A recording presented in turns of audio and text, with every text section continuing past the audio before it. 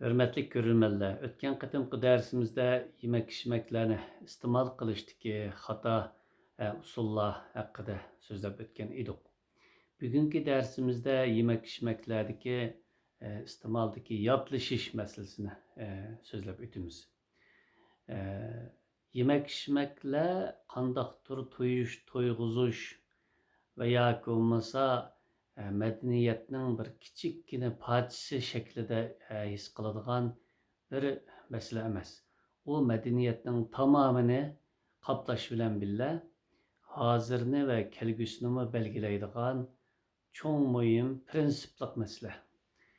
Shuning uchun yemek-ichmaklar haqida konkretni har bir yemek-ichmakniki mizoji foyda ziyinini so'zlashdan burun nima uchun buning cho'rsidagi prinsiplarni ve merkezi negizlik medeniyet göz qarashimizni oldiga tortib so'zlaymiz degan vaqtida yemek ichmakning o'zi moddiy narsa, lekin buni ishlash, yasash, iste'mol qilishlik usul, dasturxon madaniyati, shundoqla buning tabiat ko'z qarashlari bu madaniyatning tamomini o'z ichiga olganligi uchun bu albatta prinsipdan madaniy ko'z qarashlardan, ilmiy bayonlardan yiroqlashib ketmasligimiz uchun biz cho'qim prinsipda, madaniyatda, aqlda, mantiqda ching turish kerakligini davomli ta'kidlaymiz. Bizniki bir necha yil davom qildigan darsimizniki har birida mana bu shu ideya singib mangan bo'ladi. İdeyası bulmagan her qandaq bir ifade yoki bo'lmasa hodisa boshqa bir hodisalar tarafidan yo'q qilib tashlandi. Shuning uchun ideyasi, tushunchasi, falsafasi har ishning jinidan iborat. Shu nuqtadan qilib o'tganda bugungi darsimizda shu yodlashish masalasida asosan 8 turlik masalani yig'ib so'zlamoqchi. Hacim jihatdan biz buni ikkiga bo'lmoqchi. Yemek-ichmaklarni iste'mol qilishdagi yodlashish masalasi bir kishining yoki bir oilaning yoki jamiyatdagi bir qism kishilarning harakatida ko'rinsimi, u nihoyatda tez yuqumlandirganligi va butun hamma odamniki shu ish bilan mashg'ul bo'layotganligidan iborat bir ta'sirot paydo qilganligi uchun bu ishni butun xalqning, jamiyatniki xato ketib qolgan yo'linishi degan andishi ko'z qarashimizda turib qarashimiz va buni tezdan o'zgartishga, to'g'risiga yuzlantirishga harakat qilishimiz lozim. Endi bu yodlashlarning birinchisi tabiatini asos qilib iste'mol qilmasdan tarkibni asos qilishga yüzünüp ketiş. İlim fənnin tərəqqiyatına erişib maddelerinin ki tərkibini asası kösetken bir yeni bir hukum yoki yüzleniş meydana geldi. Əməliyyatda her qandaq maddeniki tabiati ve onunki işletiliş ornu buludu. Biz bununki bu hukumlarının fakat bir kısmını kötürüp çıkıp bir maddeniki terkibi bağ onundan başka nersi bulmaydı dep qaraş bizniki neçə min yıllık kadimi medeniyetimizge ve felsefemizge bir hes qo'shqanlik onu güçlendirgenlik bopla kalmasın yine onunla bir kısım ziyallık yoki olmasa mahiyetini özgertib etiş karakterde ma'no qo'shgan bo'ldi. Yani tabiatini ta'kidlamay turib butunlay tarkibnilam ifodalash yoki tarkibga cho'qinish amaliyotda bizning madaniyatimizga, falsafamizga kamtuklik, azallık ve acizlik olib keladi. Ana yemek-ichmaklar tatbiqlagan vaqtimizda tarkibga qarab iste'mol qilish ve terkipni xuddi bir e,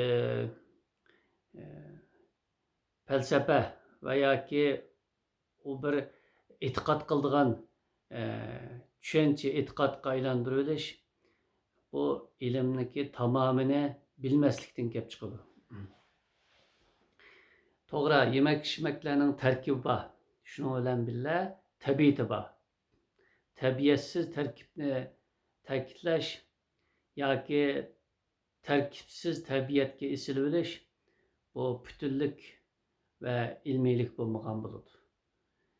Endi yemak-ichmaklarniki iste'mol uslubiga yoki iste'mol ahvoliga qarata tadbiqlagan vaqtimizda tarkibni asos qilib iste'mol qilish deganimiz shuningda vitamin bor, oqsil va shakar bor, kaliy, kalsiy bor deganni asos qilib shu kishining tabiatiga ehtiyojiga mos kelmaydigan yemakliklarni bir qatimda ko'p yeyish yoki bir kunda takror iste'mol qilish inson badaniga zo'r ziyonlarni keltirib chiqardi. Masalanga karabshi, masalan limon, masalanga palak. Bularning tarkibida vitamin C bor, yoki bo'lmasa temir bor va yoki boshqa minerallar bor deb turib kunda bir necha qatim, hatto bir necha kun uda shu yemekliklarni yoki ko'ktatlarni iste'mol qilgan vaqtida yilik muzlab, qinining temperaturasi tuvanlab, yuragi pastlab, qon besimi tuvanlab, nervisi ojizlab, put-qo'li muzlab bir yurish manfiy alomatlarni keltirib chiqardi. Shuning uchun tarkibni asos qilgan yo tarkibni mutlaqlashtirgan vaqtimizda o'ylamagan yerdan u yemeklikning foydasini ko'rib bo'lguncha ziyni bilan uchishib qolamiz.